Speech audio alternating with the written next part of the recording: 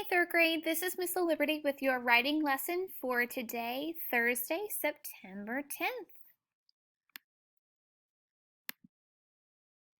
Today we are going to read a new mentor text. We are going to read I Wanna Iguana. Let's take a look at the About the Author section first. This book is written by Karen Kaufman Orloff. Karen knew nothing about iguanas when her son talked her into buying one a few years ago. That cute little baby iguana, affectionately known as Lizzie, is now over 4 feet long and has taken over much of her son's room. I Wanna Iguana is Karen's first picture book. She and her husband, their 2 children, and Lizzie live in Hopewell Junction, New York. Wow, so Karen wrote this book after her son Max tried to convince her to buy an iguana as a family pet. Max talked Karen into purchasing the iguana, so she wrote this about her actual son. How neat. Sometimes when we want to persuade someone to do something for us, writing is an even more clearer and more powerful way to get the job done. Alex uses letters to list all of the reasons he believes he should be able to get a pet iguana. As you listen to Karen's story, think about how convincing Alex's words are. Think about what he does to persuade his mother that he should have the new pet. Before we begin, there are 2 words that you're going to hear myself and your teacher share during our Zoom lessons that are going to be very important to understanding this process of letter writing. The first word is persuade. Persuade means to cause someone to do or believe in something. And convince means to cause someone to believe in the truth of something. So very, very similar words, persuade and convince. Dear Mom, I know you don't think I should have Mikey Gulligan's baby iguana when he moves, but here's why I should. If I don't take it, he goes to Stinky and Stinky's dog Lurch will eat it. You don't want that to happen, do you? Signed, your sensitive son, Alex. Let's share. What is Alex's point of view about owning a pet iguana? That's right. He thinks that he deserves to have one and that he should have an iguana for a pet. Dear Alex, I'm glad you're so compassionate, but I doubt that Stinky's mother will let Lurch get into the iguana's cage. Nice try, though. Love, Mom. So you can see each of these letters are going back and forth between Alex and his mom. Dear Mom, did you know that iguanas are really quiet and they're cute too? I think they are much cuter than hamsters. Love, your adorable son, Alex. Dear Alex, tarantulas are quiet too, but I wouldn't want one as a pet. By the way, that iguana of Mikey's is uglier than Godzilla. Just thought I'd mention it. Love, Mom.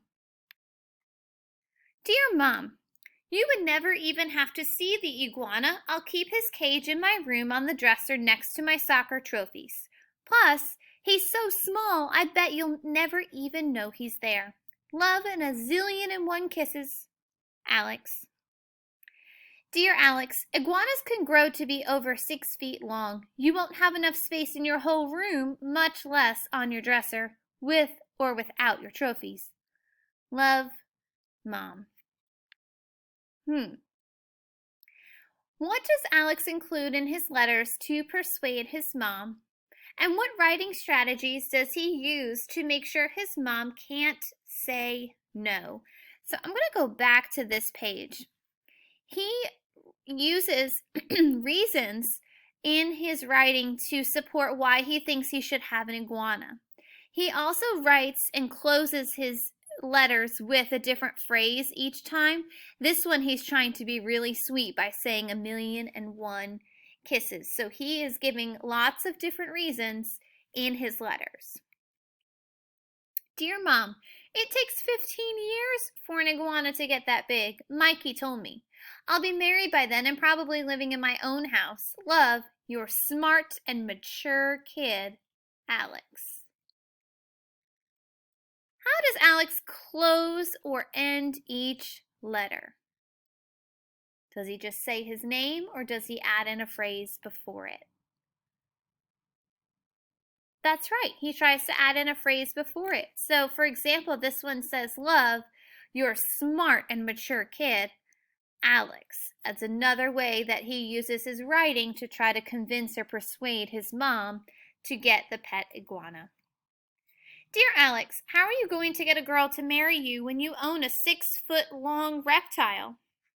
Love, your concerned mother.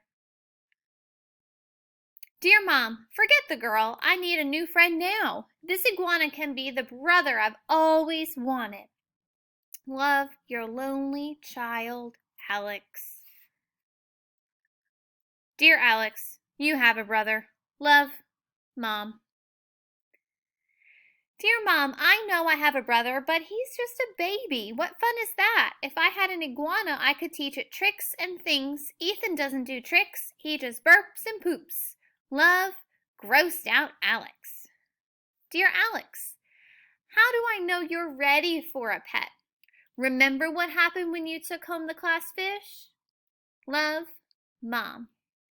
So Mom sounds like she's starting to think about it and consider it, but then she remembered what happened to his class pet that was a fish, and from the looks of our illustration, it doesn't seem like it went well. Dear Mom, if I knew the fish was going to jump into the spaghetti sauce, I never would have taken the cover off the jar. Love, your son who has learned his lesson. P.S. Iguanas don't like spaghetti. Dear Alex, let's say I let you have the iguana on a trial basis. What exactly would you do to take care of it? Love, Mom. So again, Mom is considering it. She's saying, okay, let's say I let you have it on a trial basis. How would you take care of it? So now he has to support it with reasons. Before we get to Alex's letter back to his mom, do the letters make it easier or harder for you to read, and why? So think about most picture books that we have and most picture books that we read. Not all of them have letters. In fact, most of them don't use a letter to write back and forth. Does the letter make it easier for you to read or harder?